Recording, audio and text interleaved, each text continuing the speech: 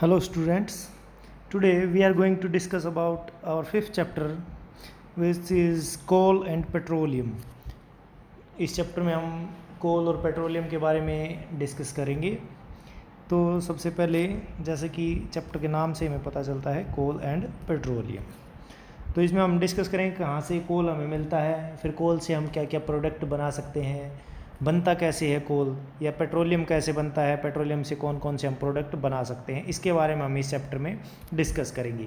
तो सबसे पहले कुछ वर्ड हैं, कुछ टर्म्स हैं जिनका मीनिंग हमें पता होना चाहिए। सबसे पहले है इनएग्जॉस्टेबल नेचुरल रिसोर्सेज और एग्जॉस्टेबल नेचुरल रिसोर्सेज।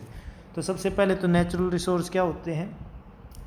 देखो, रिसोर्स का मतलब जो भी चीज़ हम यूज़ करते हैं उनको हम रिसोर्स बोलते हैं। जैसे हम खाना खाते हैं तो खाना हमें, वो भी क्या है, रिसोर्स है। वो हमें कहाँ से मिलता है, वो नेचर से मिलता है, तो नेचुरल रिसोर्स हो जाएगा।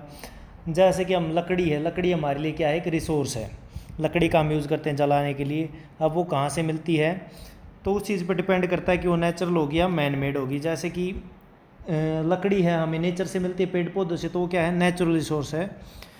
और जो चीज़ें हम यूज़ करते हैं जो हमें नेचर से डायरेक्ट नहीं मिलती, हमें उनको खुद बनाते हैं। जैसे कि और हमारे पास क्या है, जैसे कि हम प्लास्टिक वगैरह का यूज़ करते हैं या कुछ ऐसे मेटल जो हम खुद बनाते हैं, तो वे सारे होते हैं मैन मेड सोर्स या आर्टिफिशियल रिसोर्स। तो नेचुरल रिसोर्स वे होते हैं जो हमें नेचर से मिलते हैं। अब उन नेचुरल रिसोर्सेज को आगे दो टाइप में डिवाइड किया गया है। सबसे पहला है इनएग्जॉस्टेबल नेचुरल रिसोर्सेज। कौन से होते हैं इन एग्जॉस्टेबल नेचुरल रिसोर्सेज? जिनको हम जितना चाहें उतना यूज़ कर सकते हैं, जो कभी भी ख़त्म नहीं होते, उनको हम बोलते हैं इन एग्जॉस्टेबल नेचुरल रिसोर्सेज। जैसे कि सनलाइट है या एयर है। सनलाइट हम जितना चाहें उतना यूज़ कर सकते हैं, जब तक सन है हम कितनी भी चाहें सनलाइट यूज़ कर सकते हैं, वो कभी भी ख़त्म नहीं होगी। हवा है, हम कितनी भी यूज़ कर सकते हैं। उसके अपोजिट दूसरे होते हैं एग्जॉस्टेबल नेचुरल रिसोर्सेज।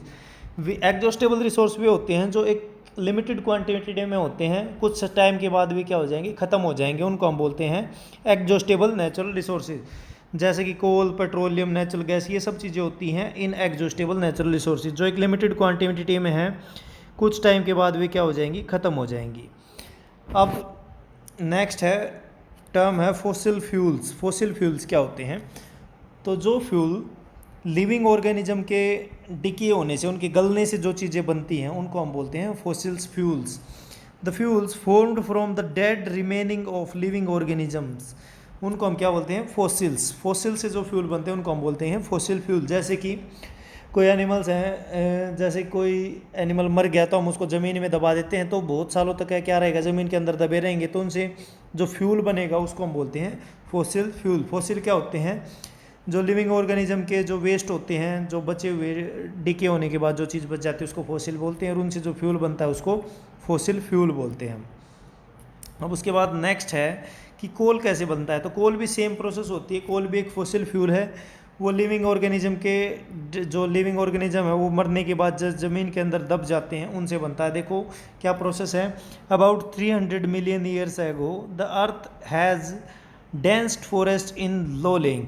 तो क्या था, अर्थ के ऊपर बहुत सारे फॉरेस्ट थे लगभग 300 मिलियंस ईयर एगो।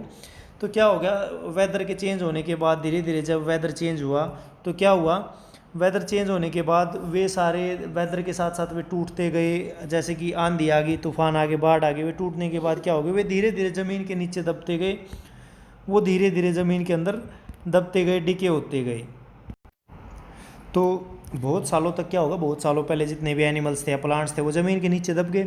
अब दबने के बाद क्या होगा, वहाँ पे उनको एयर की सप्लाई नहीं होती, ज़मीन के नीचे उन तक हवा नहीं पहुँच पाती, तो एयर के एब्जेंस में साथ में टेम्परेचर भी ज़्यादा होता है, हाई टेम्परेचर होता है, लो प्रेशर होता है, सॉरी प्रेशर भी बढ़ता जाता है। जितनी मिट्टी उनके ऊपर डलती जाएगी धीरे धीरे प्रेशर बढ़ता जाएगा।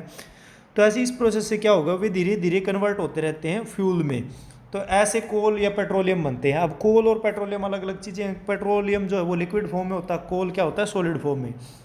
तो जितने बड़े एनिमल्स थे वो कन्वर्ट होते हैं तो कोल बनता है, और जितने छोटे छोटे एनिमल्स होते हैं या छोटी झाड़ियाँ होती हैं वे पेट्रोलियम में कन्वर्ट होती हैं, या फिर जो ज़मीन के नीचे दबते हैं वो कन्वर्ट होते हैं कोल में।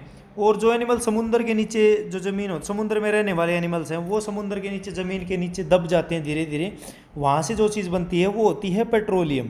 तो कोल और पेट्रोलियम ये दोनों क्या है, फॉसिल फ्यूल्स हैं, एनिमल के डिके होने से, उनके गलने से बनते हैं।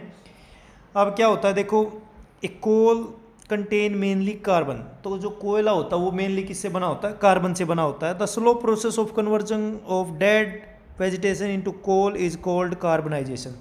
जो ये स्लो प्रोसेस है, बहुत सारा टाइम लगता है, जो डेड एनिमल्स हैं उनको फ्यूल में कन्वर्ट होने में, इस स्लो प्रोसेस को हम बोलते हैं कार्बनाइजेशन। क्या बोलेंगे इनको, हम कार्बनाइजेशन बोलते हैं। इस स्लो प्रोसेस जो होती है उसको कार्बनाइजेशन बोलते हैं। अब कोल होता है, उससे अलग अलग प्रोडक्ट हम बनाते हैं। मेनली जब कोल जलता है ऑक्सीजन की प्रेजेंस में, तो उससे क्या निकलती है, कार्बन डाइऑक्साइड गैस निकलती है। लेकिन हम एक दूसरे तरीके से उसको जला के, ऑक्सीजन की प्रेजेंस के बिना अगर हम उसको जलाते हैं तो उससे कुछ प्रोडक्ट बनते हैं, जिनके बारे में हम इस चैप्टर में स्टडी करेंगे। तो यहाँ पे कोक है, कोल तार है और कोल गैस है, ये कुछ प्रोडक्ट हैं जो बनते हैं। अब कैसे बनते हैं देखो, कोल को जब हम हीट करते हैं, हीट करने से क्या होगा, अगर वहाँ पे हवा भी होगी, ऑक्सीजन की प्रेजेंस में होगा, तो क्या होता है, ऑक्सीजन की प्रेजेंस में कोई भी चीज़ है वो जलना स्टार्ट कर देती है। अगर हम उसको ज़्यादा हीट करते हैं, एक उसका फिक्स टेम्परेचर होता है, वहाँ तक पहुँचने के बाद वो चीज़ जलना स्टार्ट कर देती है। लेकिन ऑक्सीजन नहीं होगी तो वो चीज़ नहीं जलेगी, क्योंकि जलने के लिए क्या ज़रूरी है, ऑक्सीजन ज़रूरी है। तो इसलिए जब हम कोल को ऑक्सीजन की एब्सेंस में, जहाँ पे ऑक्सीजन नहीं होती, वहाँ पे जब हम उसको हीट करते हैं तो वहाँ पे गैस निकलती है, जिसको हम बोलते हैं कोल गैस। जो गैस निकलेगी वहाँ पे वो क्या होती है, कोल गैस होती है। अब वहाँ पे एक लिक्विड बनता है, एक लिक्विड निकलता है, गैस के अलावा एक लिक्विड ब्लैक सब्सटेंस निकलता है, जिसको हम बोलते हैं कोल तार। और लास्ट में जो बच जाता है उसको हम क्या बोलते हैं, कोक बोलते हैं। तो ये प्रोडक्ट होते हैं कोल से जो बनते हैं। कोल को जब हम ऑक्सीजन की एब्सेंस में हीट करते हैं तो वहाँ पे जो गैस निकलती है उसको कोल गैस बोलते हैं। वहाँ पे एक लिक्विड ब्लैक कलर का सब्सटेंस निकलता है, जिसको कोल तार बोलते हैं। और लास्ट में जो सब्सटेंस बच जाता है वो क्या होता है, कोक होता है। तो ये सब्सटेंस हम बनाते हैं कोल से। अब जो कोल तार होता है उसमें बहुत सारी चीज़ें होती हैं, जिससे हम अलग अलग चीज़ें बनाते हैं, जैसे कि डाई बनाते हैं, ड्रग्स मतलब दवाइयाँ बनाने में यूज़ होते हैं, एक्सप्लोजिव बनाने में, विस्फोटक, परफ्यूम वगैरह, प्लास्टिक, पेंट्स, इन चीज़ों में यूज़ होता है कोल तार का। अब नेक्स्ट है पेट्रोलियम। पेट्रोलियम क्या होता है, मैंने आपको बताया अभी, ये भी एक फॉसिल फ्यूल है जो कि एनिमल्स के डिके होने से, उनको गलने सड़ने से बनते हैं। उनको हम क्या बोलते हैं, पेट्रोलियम बोलते हैं। पेट्रोलियम को हम लिक्विड फॉर्म में ज़मीन के अंदर से निकालते हैं, जिसको हम कच्चा तेल, क्रूड ऑयल बोलते हैं, कच्चा तेल बोलते हैं। अब उस तेल को हम रिफाइन करके उससे अलग अलग चीज़ें हम बनाते हैं, रिफाइनिंग करते हैं उसको, रिफाइनिंग ऑफ पेट्रोलियम। आपने रिफाइनरीज देखी होंगी, पेट्रोलियम जो ज़मीन से निकलता है, रिफाइनरीज में उनको प्योर किया जाता है, उसको अलग अलग प्रोसेस के अंडर लिया जाता है, जिससे उसको अलग अलग सब्सटेंस उससे बनाए जाते हैं। तो यहाँ पे कुछ सब्सटेंस हैं जो बनाए जाते हैं, जैसे कि नेचुरल गैस। नेचुरल गैस जैसे कि सीएनजी होती है, कंप्रेस्ड नेचुरल गैस जिसको हम बोलते हैं, नेचुरल गैस बनती है, एलपीजी बनती है, लिक्विफाइड पेट्रोलियम गैस। ये अलग अलग सब्सटेंस होते हैं जो हम किससे बनाते हैं, पेट्रोलियम से बनाते हैं। यहाँ पे एक लिस्ट दे रखी है, जैसे कि petroleum, LPG, petrol, kerosene, diesel, lubricants, wax, कोयला, बिटुमेंस, ये क्या होते हैं, कोयले की टाइप होती हैं। ये सब चीज़ें हम बनाते हैं किससे, पेट्रोलियम से बनाते हैं। तो पेट्रोलियम से हम अलग अलग चीज़ें बनाते हैं।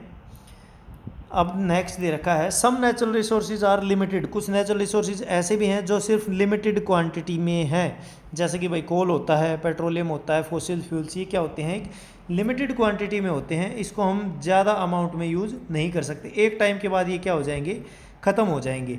तो ऐसे जो सब्सटेंस होते हैं उनको हम बोलते हैं natural resources, exhaustible natural resources, जो एक टाइम के बाद क्या हो जाएंगे, ख़त्म हो जाएंगे। तो ये आपका चैप्टर था, यहाँ पे इतना कुछ खास नहीं था। इसमें कोल और पेट्रोलियम के बारे में बताया गया था, मेनली बनता कैसे है, उनसे कौन कौन से प्रोडक्ट बनते हैं। तो इसको आप घर पे एक बार अच्छे से रिवाइज़ करेंगे, और अगर कुछ नहीं आता तो आप मेरे से पूछेंगे।